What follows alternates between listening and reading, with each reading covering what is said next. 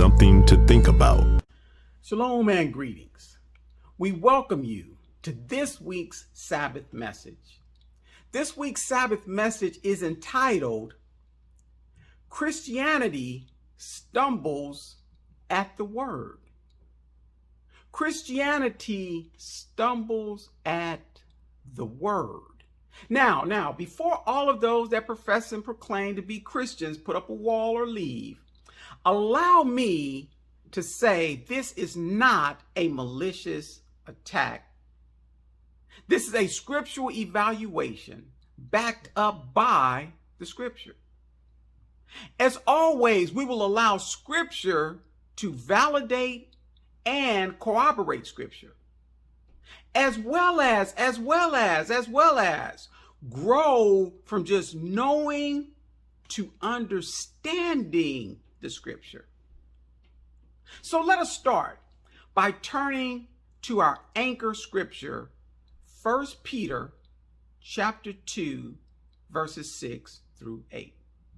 1 Peter chapter 2, verses 6 through 8 will be our anchor scripture for this message, for this episode. So let us read 1 Peter chapter 2, verse 6. It reads, Wherefore also it is contained in the scripture. Again, we're going to allow scripture to validate and corroborate scripture. Wherefore also it is contained in the scripture, behold, this is Yahweh Elohim speaking, I lay in Zion a chief cornerstone, elect, precious.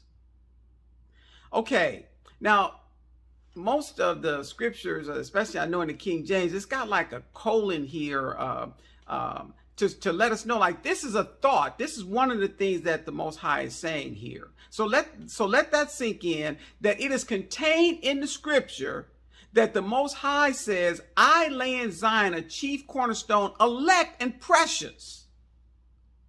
He then goes on to say, and in addition to that, he that believeth on him shall not be confounded. He that believeth on him shall not be confounded. So let us pause for just a moment to consider what was just said in the second statement. And he that believeth on him shall not be, and especially this last word, confounded, confused. Does Christianity's teaching leave you with clarity? Think about this. Does Christianity's teaching leave you with clarity? Are you able to explain how the scripture, not what somebody told you, but how the scripture established and supports your beliefs? Are you able to explain that? Does Christianity's teaching leave you with clarity enough for you to explain how the scripture established and supports your beliefs? We will continue with 1 Peter chapter 2, verse 7. So let us read that. Unto you, therefore, which believe he is precious. Unto you, therefore, which believe he is precious. But unto them, and notice there we have that same colon there, that unto you, therefore, which believe he is precious. So that's one thing. But in addition to unto them which be disobedient, but unto them which be disobedient, the stone which the builders disallowed, the same is made the head of the corner. Let us continue in 1 Peter chapter 2, verse 8. And a stone of stumbling, a rock of offensive, even to them which stumble at the word, being disobedient, even unto them which stumble at the word, being disobedient, whereunto also they were appointed. Now, as we examine this scripture, we will move from just knowing to understanding who the scripture is speaking of, as well as what are the outcomes of those being spoken of. But first, I would like to identify why Christianity stumbles at the words. We're going to come back to 1 Peter and we're going to go over verses 1 Peter chapter 2, and we're going to go over verses 7 and 8 and learn who the scripture is speaking of, as well as what are their outcomes. But first, I'd like to identify why Christianity stumbles at the word. Christianity has established an intricate and diverse indoctrination process. I'm going to say this again. Christianity has established an intricate and diverse indoctrination process, utilizing religious academia and traditional teachings. Both of these promote a philosophy that allows for changes to be made to the original scripture that will conform to the different forms of Christianity. So this intricate, diverse indoctrination process utilizes religious academia and traditional teachings, and both promote a philosophy. They promote a philosophy that allows for changes to be made to the original scripture that will conform to the different forms of Christianity. But it doesn't stop there. Christianity also uses the indoctrination process of ostracization and forceful tactics upon those practicing different religions or having different beliefs around the world, around the globe. So Christianity, in addition to the religious academia and the traditional teachings, they also use ostracization and forceful tactics upon those practicing different religions, having different beliefs around the world, around the globe. We will elaborate more on these processes throughout this message, this episode, but I just wanted to establish why Christianity stumbles at the word. So let us now go back to our anchor scripture. So let us now understand who the scripture is speaking of. In 1 Peter chapter 2, verse 6, it states, scripture shares, it is contained in the scripture. We said that the scripture says it's contained in the scripture. It is validated and corroborated that Yeshua is the chief cornerstone. That Yeshua is that one that's elect and precious. The scripture corroborates this. As it says, it is shared and it is contained in the scripture. It goes on to address, and he, it says, and he.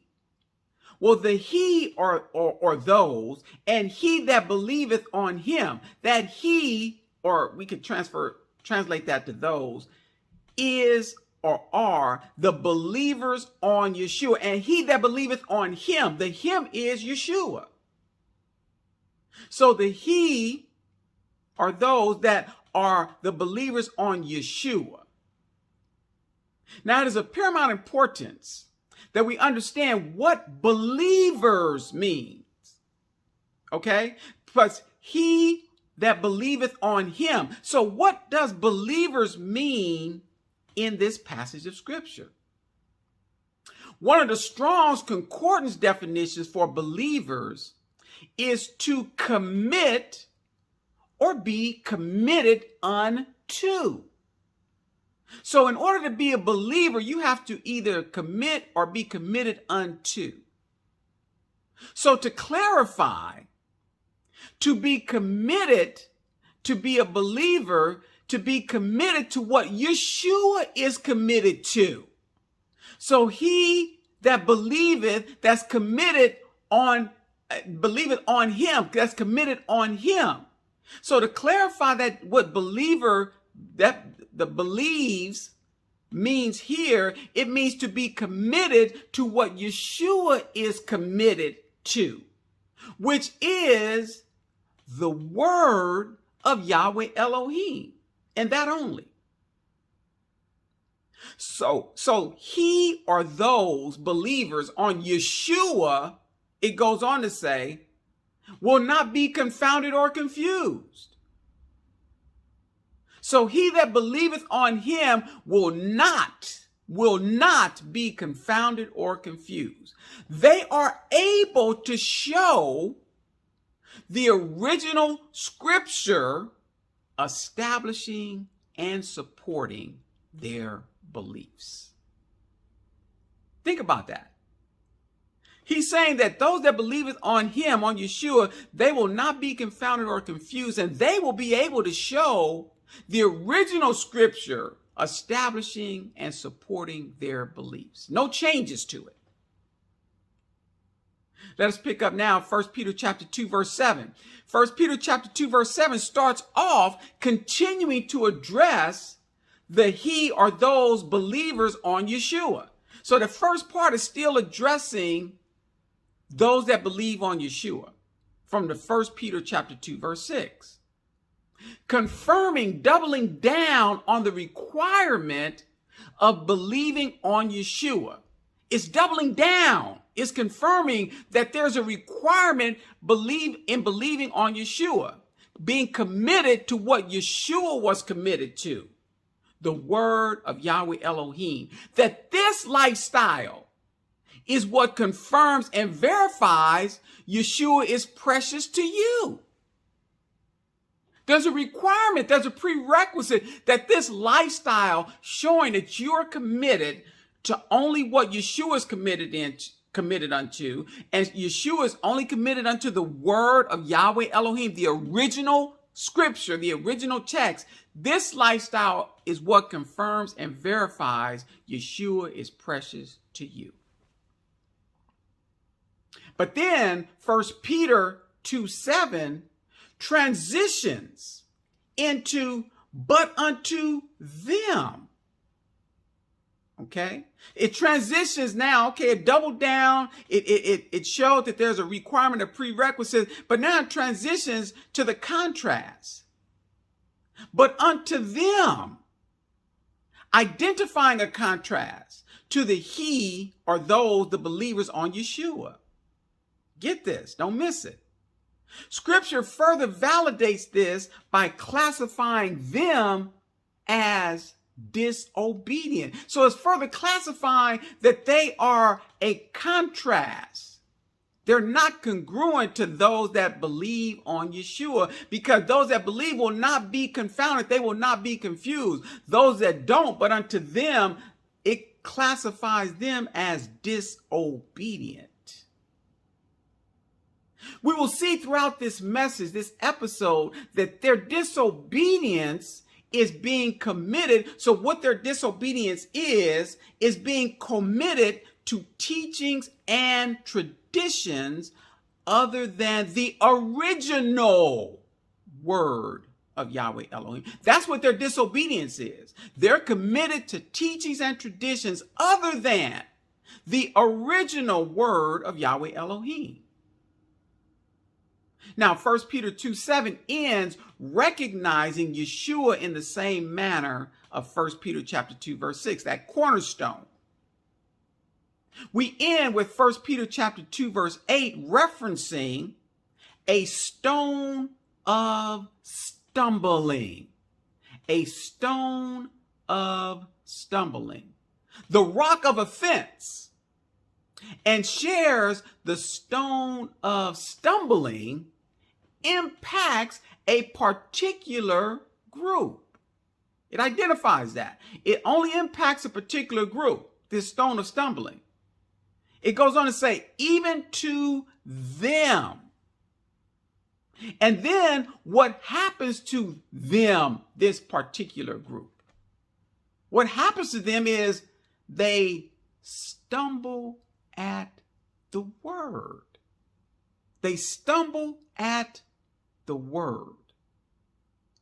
So let us grow from just knowing to understanding the phrase stone of stumbling. So let us go from just knowing to understanding the phrase stone of stumbling. And also the word stumble. So we're going to understand, we're going to grow and move from just knowing to really understanding the phrase stone of stumbling, what that means, as well as in addition to just the word stumble. So first, the Vine's Expository Dictionary describes the stone of stumbling as a stumbling block, but it identifies what the stumbling block is. Now lock into what it says here. This is the Vine's Expository Dictionary. It says a stone of stumbling of the spiritual hindrance. The spiritual hindrance to another by a selfish use of liberty.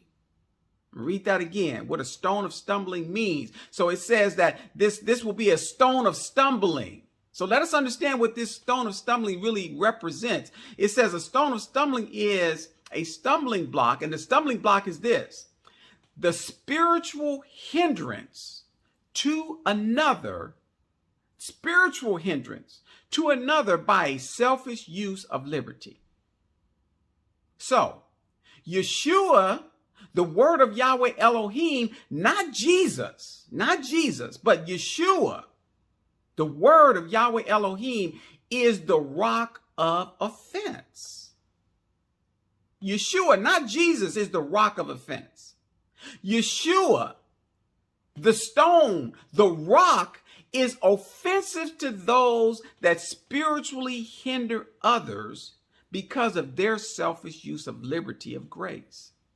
Let me say this again. Follow with me here. It says, and it'll be a stone of stumbling. Yeshua, a rock of offense. Yeshua is the stone, not Jesus. Yeshua is the stone. It is the rock that is offensive to those that spiritually hinder others because of their selfish use of liberty of grace.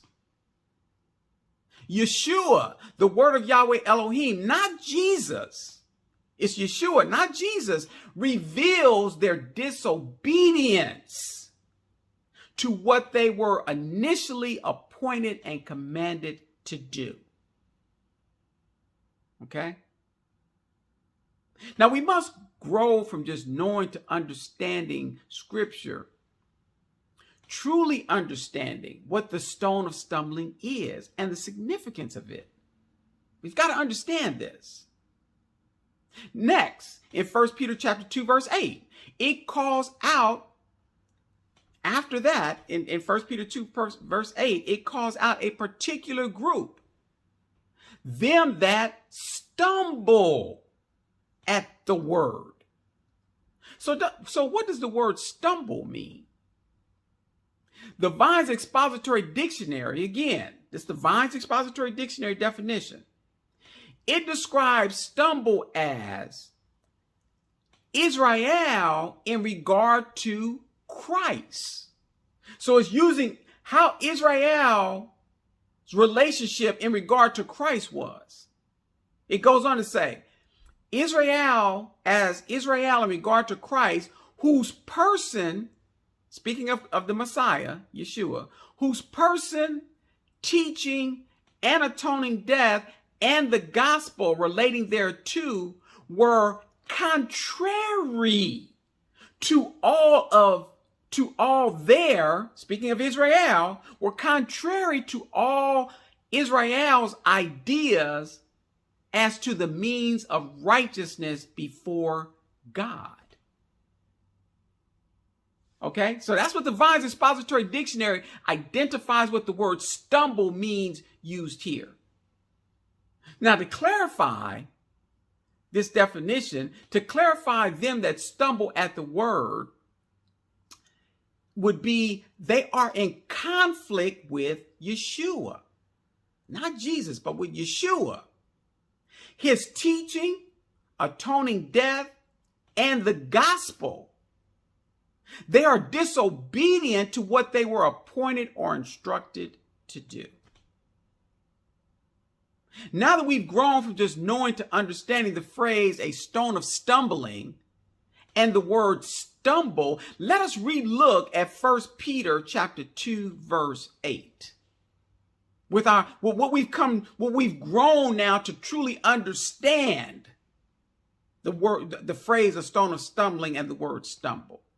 So let us relook at 1 Peter chapter 2, verse 8. So now what we know, it would go more something like this. And Yeshua, the word of Yahweh Elohim, not Jesus, revealing the disobedience by those spiritually hindering others by their selfish use of liberty, by not doing what they were initially commanded, instructed to do, even those that spiritually hinder others because of their selfish use of liberty, all their ideas are contrary to Yeshua, not Jesus. They're contrary to Yeshua's teaching, his atoning death, and the gospel, and are disobedient. Now, in this message, this episode, we will not just reveal that Christianity stumbles at the word, but also that Christianity indoctrinates Christian converts into transgressors of the original word of Yahweh Elohim. Okay? Again, this is not malicious. This is just scriptural evaluation. So we're going to show that Christianity stumbles at the word, but also Christianity indoctrinates Christian converts into transgressors of the original word of Yahweh Elohim. Now, as we shared earlier, we're going to give evidence of Christianity's intricate indoctrination process. I haven't forgotten that. We're going to give evidence of those things. Following are examples of the religious academia and the traditional teachings that both promote a philosophy that allows for changes to the original scripture that conforms with the different forms of Christianity. So following, we're going to give some examples of those two, religious academia and traditional teaching, that both promote a philosophy that allows for changes to the original scripture that will conform with the different forms of Christianity. Because of the selfish use of liberty in this world, Yeshua, the word of Yahweh Elohim, cannot remain in its original form. Let me say this again so you're tracking with me. Because of the selfish use of liberty, the selfish use of grace in this world, Yeshua, the word of Yahweh Elohim, cannot remain in its original form. This is why Yeshua has been changed to Jesus. Follow with me here. Because of the selfish use of liberty in this world, Yeshua, the word of Yahweh Elohim, cannot remain in its original form as Yeshua. This is why the name Yeshua has been changed to the name Jesus. It is actually elementary. It is actually elementary that the name Yeshua could not have ever been the name Jesus. It's elementary because the original Hebrew language does not even have a letter J. The letter J does not exist in the original Hebrew language. But, even more proof that it is just not possible is that the letter J does not exist in the Latin language or the Greek language. So this is elementary. The letter J doesn't exist in Hebrew, Latin, or Greek.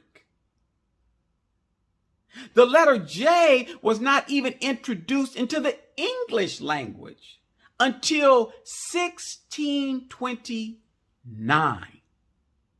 Follow me here.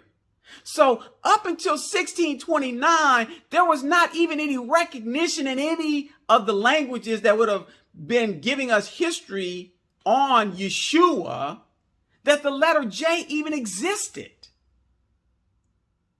But get this. It was introduced into the English language in 1629, but note, its introduction was in the King James Bible, first revision, Cambridge, 1629.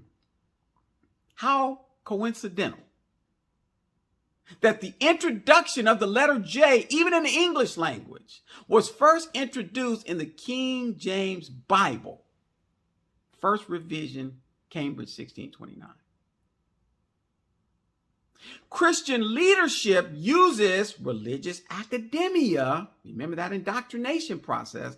Christian leadership uses religious academia to indoctrinate Christian converts into transgressors that stumble at the word. Yeshua's name should never have been changed to Jesus. It's elementary. Yeshua's name should never have been changed to Jesus. So, let us address the logical question that arises from this assertion. Why would the Christian leadership want to indoctrinate Christian converts into transgressors that stumble at the word?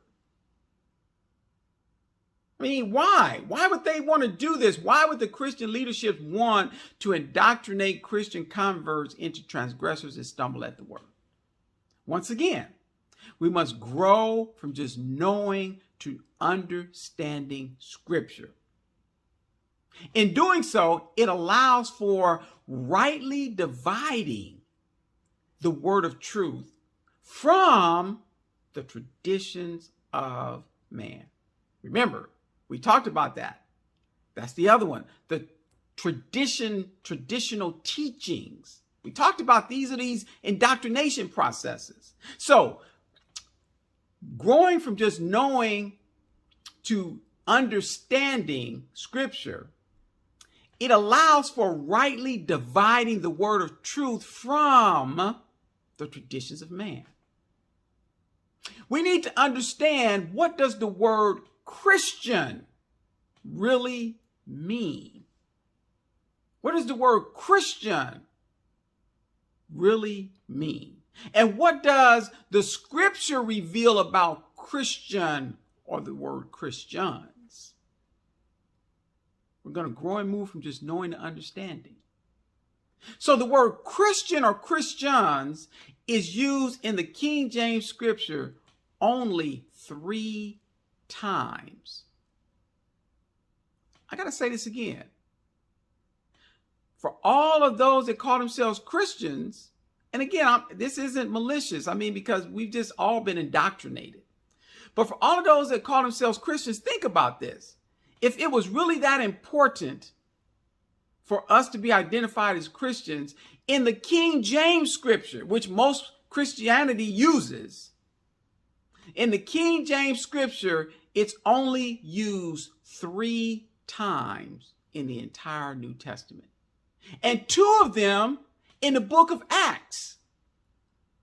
Really the very first book after Yeshua's death that really talks about the church and what they translated into Christians. The only time the word Christians, plural, is used, the Gentiles, get this now, this is important to grow and move from just knowing to understanding. The only time the word Christians in the plural is used, the Gentiles called the disciples of the church Christians. And they did that as an implication of scorn. So that actually meant to scorn someone to call them a Christian. We grew to understand Christian in the Greek is the word Christanios. And it is made up of two Greek words, Christos and anos. Now, the word Christos in the Strong's number G5547 has as some of its definitions anointed, Messiah, the anointed of God.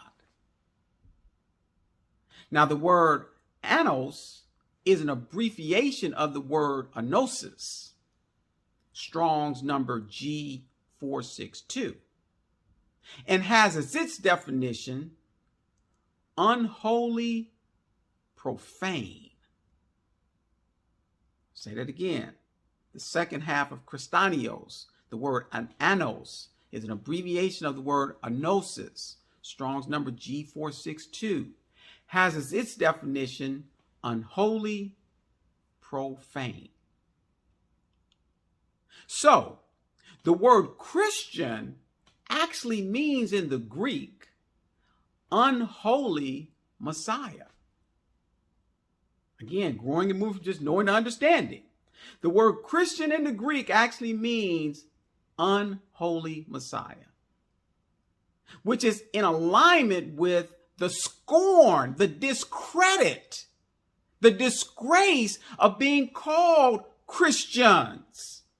Again, we're not confounded when we believe on Yeshua because he believed in the original text, and the original text will make this clear. This now makes it very clear why the Greeks would have called the followers of Yeshua Christians. Because it would have been a scorn. It would have been discredit. It would have been disgrace of being called Christians, followers of an unholy Messiah. The scripture meaning of Christianity was addressed in detail with ample scriptural support in the Message episode series, Should Christianity Be Sold?, as well as in the Message episode, Pillars of the Church. So we covered both of these in some detail, and I'm not going to go into that for lack of time now, but both of these Messages episodes can be viewed on his servant's YouTube channel and website. Both links will be shared at the end of this Message episode. So again, we covered this in great detail. And if you're interested, you can go and see that. But right now, we know, we grew and moved from just knowing and understanding Christians means followers of an unholy Messiah. That's the scorn.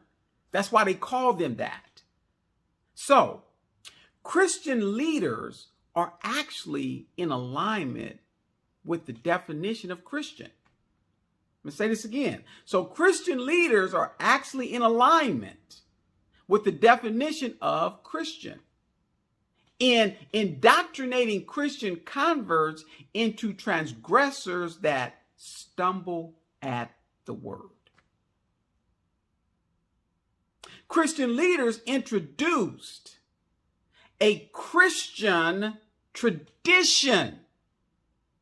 Remember, we talked about this intricate indoctrination process. The Christian leaderships introduced a Christian tradition and used it to change Christianity from its original scriptural meaning. It used it to change Christian or Christians from its original scriptural meaning. followers of an unholy Messiah. To indoctrinate Christian converts into believing they are following the true Messiah, all the time transgressing and stumbling at the word of the true Messiah. Because of the selfish use of liberty in this world, the word of Yahweh Elohim is constantly being interpreted, rationalized into something other than the original commandments' instructions. Because of the selfish use of liberty in this world, the word of Yahweh Elohim is constantly being interpreted. It doesn't need interpretation. Scripture will validate Scripture. You don't have to interpret it for yourself. The Scripture will prove whether or not it is true. The word of Yahweh Elohim is constantly being interpreted, rationalized into something other than the original commandments, instructions, spiritually hindering others to accommodate the selfish people of this world, spiritually hindering others to accommodate the selfish people of this world. Another example of Christianity using religious academia indoctrination is their use of the name God. Now, in the original Hebrew, the word God is not used to identify the Most High. Elohim is the name used in the original Hebrew. Elohim has been changed to God, But the scripture actually references a pagan deity as God. Let me say this again. Elohim has been changed to God, but the scripture actually references a pagan deity as God. The word troop used in the King James scripture has several different meanings. But there's one meaning that is only used once. Troop is used once in the Old Testament / covenant, and the Hebrew word is pronounced God. So the word that they transliterated into English, troop, actually in the Hebrew, it actually is pronounced God. Now, one of the Jensenius Hebrew Chaldee Lexicon definitions for God is specially, get this, the divinity of fortune, worshipped by the Babylonians and the Jews exiled among them, also called Baal. Note, the Strong's Concordance, because I use Jensenius Hebrew Chaldee Lexicon, that's a little deep. I dig deep and get some of these definitions, but the Strong's Concordance identifies the definition of God as a Babylonian deity. Christian leaders have indoctrinated their Christian converts to idolize or turn to God, the Babylonian deity, the divinity of fortune, Baal, seeking good fortune, wealth, and prosperity, transgressing from Elohim, their creator. The true name of the creator and its significance was covered in detail with abundant scriptural justification in the message episode, Understanding the Name of Elohim. Again, we went into great detail identifying this and the significance of the change. For lack of time, we're not going to go there now, but it can be viewed on a servant's YouTube channel and or website. And both links will be shared at the end of this message / episode. Now, another example shows Christianity using a tradition. Okay, we showed some of that religious academia, but we're going to give an example now of Christianity using a tradition to change the original scriptural meaning, indoctrinating Christian converts into transgressors that stumble at the word. This example is about how Christianity changed the Sabbath day from the seventh day of the week to the first day of the week. Elohim shares his Sabbath day with us in Genesis chapter 2, verses 2 through 3, revealing Elohim sanctified the seventh day of the week, and it only. No other day of the week was made holy. All throughout the Old Testament / covenant, the seventh day was honored as the Sabbath day. For the first time in the New Testament / covenant, the Christian leaders established a tradition, again, one of those intricate indoctrinations.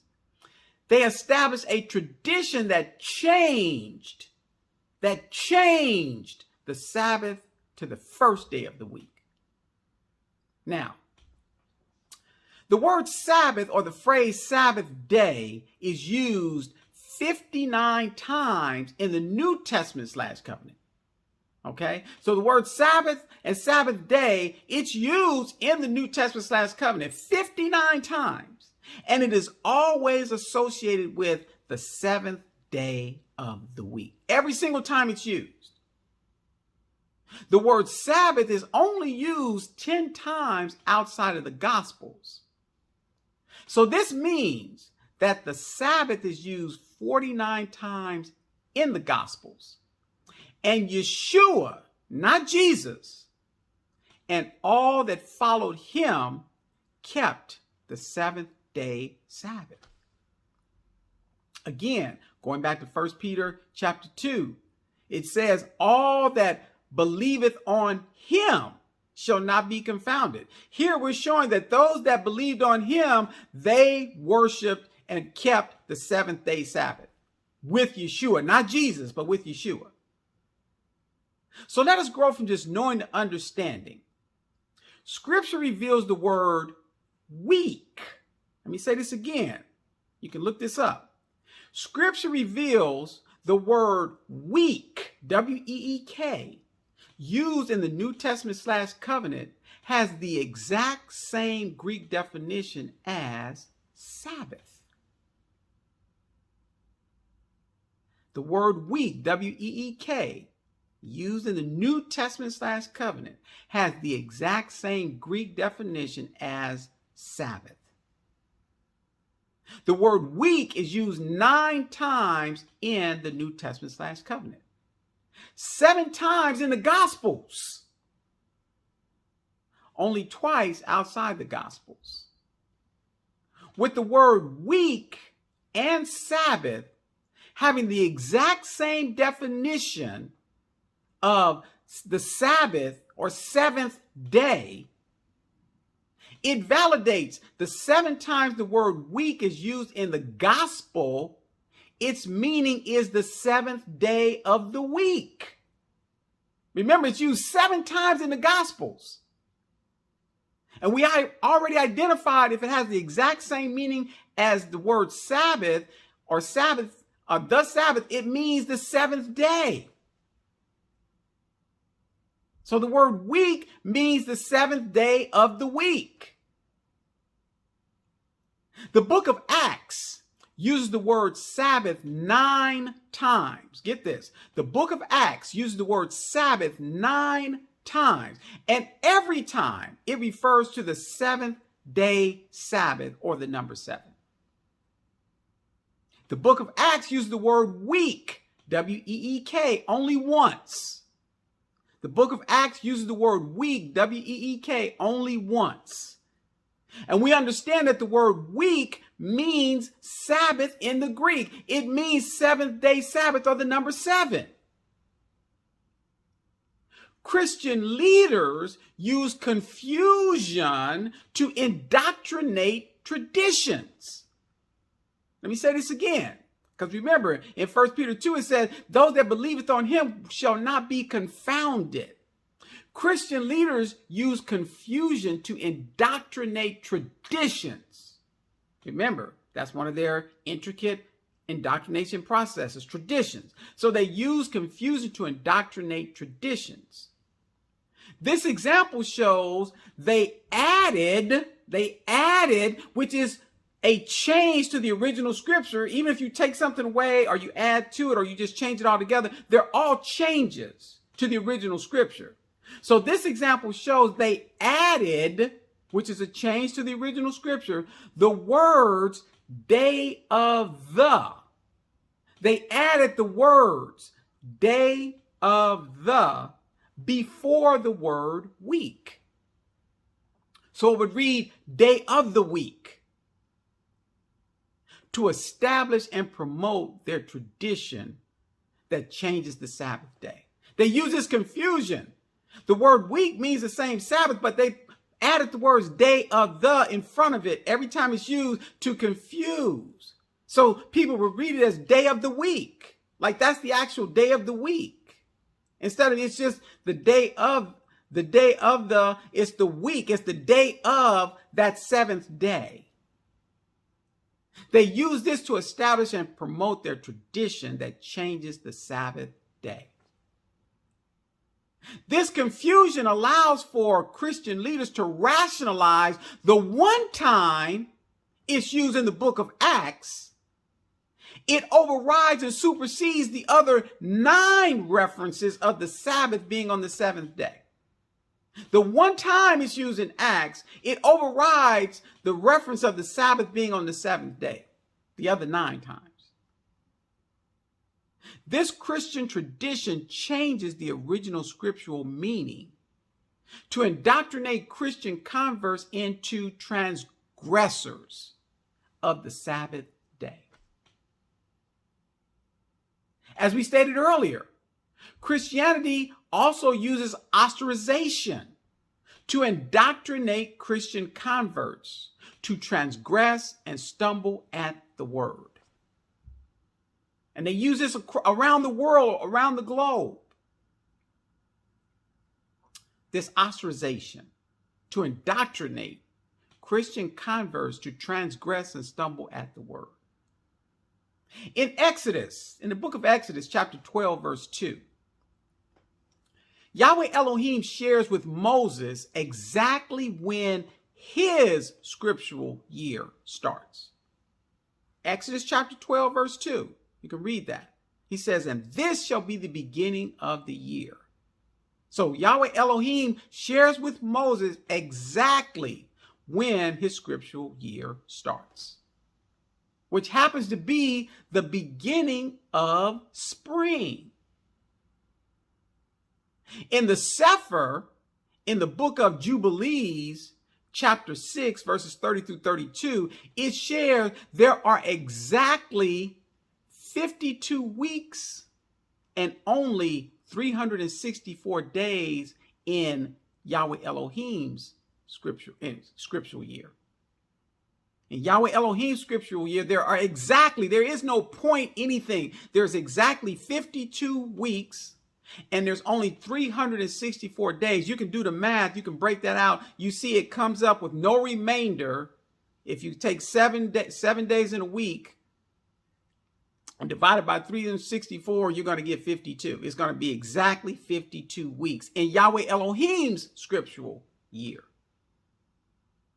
And also in the book of Enoch in the Sefer, chapter 72, verse 42, it shares there are only 364 days in a year. Now, until the year 1582, so now I'm getting into some history. You can just look this up. Until the year 1582, March 25th was considered the beginning of the year. Get this time frame here. 1582. That really wasn't that long ago. Up until that time, March 25th was considered the beginning of the year.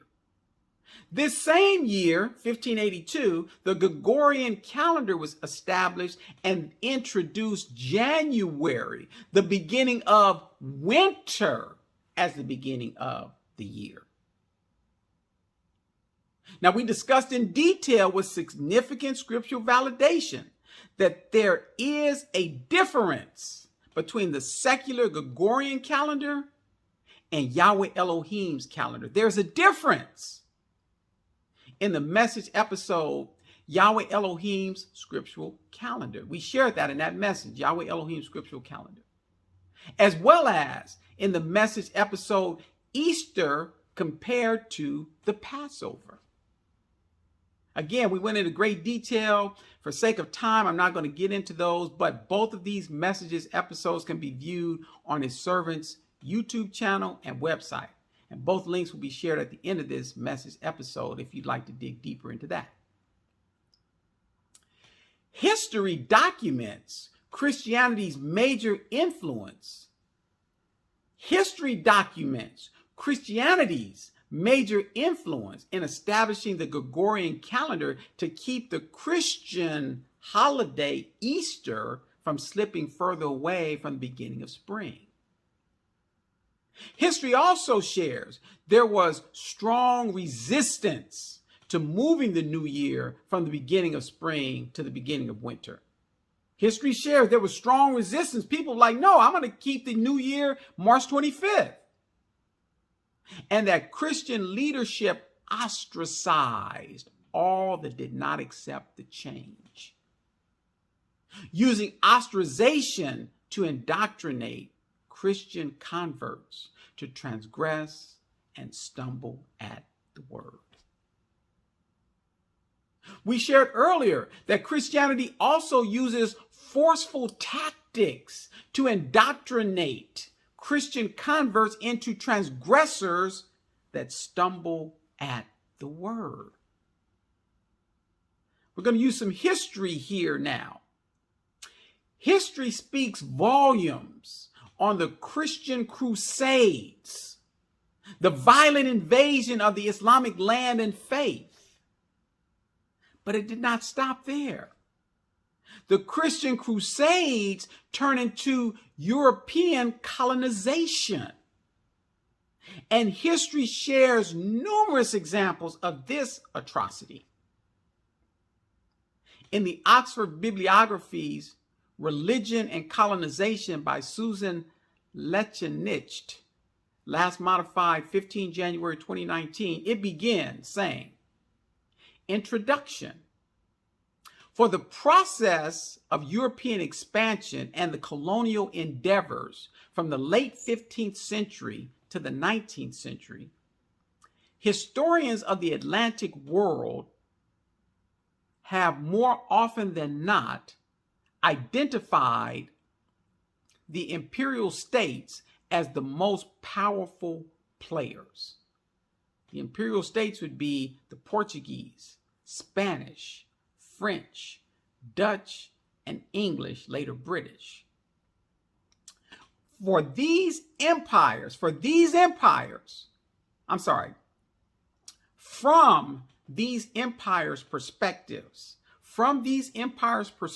get this, lock in on this. Colonization was also about converting the heathen to first Catholicism, and then with the Reformation and the rise of different varieties of Protestantism to other denominations as well. So get that. Colonization was also about converting the heathen to first Catholicism, and then with the Reformation and the rise of different varieties of Protestantism to other denominations as well. Lock in on this.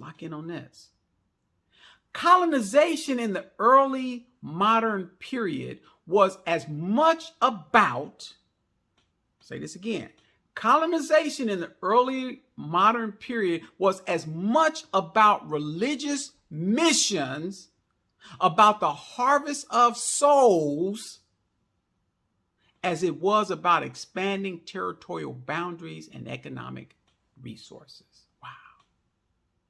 Wow. So, the Native Americans of both North and South America did not only have their land taken by force, but also were forced into Christianity. Also, there were many Africans that had their land forcefully taken and were forced into Christianity.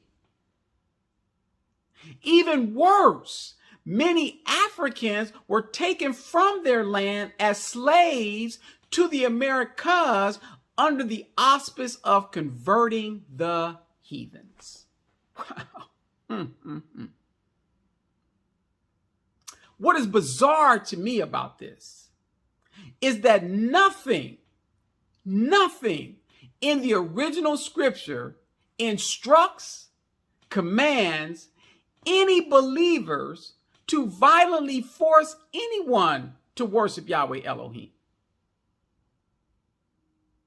We said at the beginning that Christianity has established an intricate and diverse indoctrination process, utilizing religious academia and traditional teachings, which both promote a philosophy that allows for changes to the original scripture that conforms with the different forms of Christianity, as well as, in addition to the religious academia and traditional teachings, ostracization and forceful tactics upon those practicing different religions or having different beliefs around the world, around the globe. And that this is why Christianity stumbles at the word and indoctrinate Christian converts into transgressors that stumble at the word. As we said we would, we have elaborated on the different types of Christian indoctrinations and how each one produces Christian transgressors that stumble at the word. Please understand that these examples are not exhaustive by any means of the different types of indoctrinations that Christianity has and is still using to teach Christian converts to transgress Yahweh Elohim's word. We have grown from just knowing to understanding who is the stone of stumbling and what stumbling means in 1 Peter chapter 2, verse 8. That Yeshua, the word of Yahweh Elohim, not Jesus, is the stone of stumbling. That Yeshua, the word of Yahweh Elohim, not Jesus, is offensive to those that spiritually hinder others because of their selfish use of the liberty of Yahweh Elohim's grace. Yeshua, the word of Yahweh Elohim, not Jesus, reveals like a mirror their disobedience to what they were initially commanded, instructed to do. Christian leaders, Christianity uses the liberty, the grace of Yahweh Elohim selfishly because they do not want to adhere to Yeshua, the word of Yahweh Elohim. Understanding this should make it lucid, should make it clear why Yeshua, the word of Yahweh Elohim, not Jesus, is a rock of offense. No one wants to look in the mirror or watch themselves on video doing wrong, being disobedient to something they profess and want people to believe they adhere and are obedient to. So please understand the significance of the changing of Yeshua's name to Jesus. Please understand the significance here. Jesus, not Yeshua, allows for Christianity's transgressions. I'm going to say this again. Please understand the significance of changing Yeshua's name to Jesus. Because Jesus, not Yeshua, allows for Christianity's transgressions. So Jesus is not a stone of stumbling. Jesus is not a rock of offense to Christianity. This is the perfect transition segue into what stumble means. That all those that stumble, their ideas are contrary to Yeshua, the word of Yahweh Elohim, not Jesus. Their ideas are contrary to Yeshua, the word of Yahweh Elohim, not Jesus. They are contrary to Yeshua's teaching, Yeshua's atoning death, and the gospel. In a word, disobedient. So, Christianity uses all of its different indoctrinations to move the mirror, to move the video away from them, so that they nor their Christian converts have to see themselves doing wrong, being disobedient, transgressing. This is why the name Yeshua was changed to Jesus. Please do not miss what is being shared here. We have grown from just knowing to understanding what Christians means in Scripture. Worshippers of an unholy Messiah. What is being shared is that Christianity is constantly changing the sacred and holy truth of Yahweh Elohim and replacing it with myths and fables of this wicked world, which in turn causes Christian converts to transgress Yahweh Elohim's word continually. From the names of Jesus and God, to honoring the Sabbath on the first day of the week, and so many other transgressions. What is being shared is to only allow Scripture, the word of Yahweh Elohim, to validate and corroborate Scripture, the word of Yahweh Elohim, not to interpret it or have someone else interpret it for you. Christianity stumbles at the word. It stumbles at Yeshua, the rock of offense, not Jesus. My prayer is that Christian converts truly seeking after Yeshua, the word of Yahweh Elohim, not Jesus, are able to break from the indoctrinations of Christianity. That all that do not want to be confounded, for all that do not want to be perplexed, for all that do not want to be confused, believe and commit on Yeshua, the word of Yahweh Elohim, not Jesus. Let us not be deceived by allowing others to interpret Scripture. Let us not be deceived by allowing others to interpret Scripture. Let each one of us study to show ourselves approved by Elohim, not God, growing and moving from just knowing to truly understanding Scripture, so that we can rightly divide the word of truth. I would like to invite you to continue to fellowship and worship the Sabbath with the Ecclesia next Saturday morning at 10 a.m. Eastern Standard Time. In addition, please join the Ecclesia every Wednesday evening at 7:30 p.m. Eastern Standard Time for prayer. The link for both is provided on his servant's website. Something to think about. If you're seeking a blessing, be a blessing. If this message of something to think about has been a blessing, assist us with your time, talents, and finances in continuing to grow and move from just knowing to truly understanding the word of the Most High, Yahweh Elohim. Peace and blessings.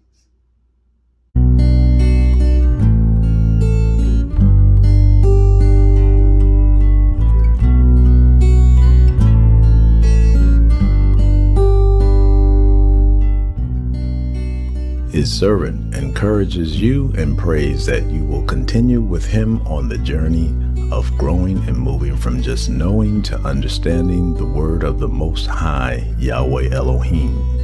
To support you on your journey, his servant offers the following resources. His servant email address. Please feel free to reach out to his servant at any time with any questions, concerns, suggestions, and/or comments. His servant website and his servant YouTube channel. You are encouraged to subscribe to be alerted of new content. In addition, his servant recommends reading or listening to the beginning of Scriptural Truth, Volume 1. It affords a strong beginning foundation in not just knowing, but understanding the Scripture.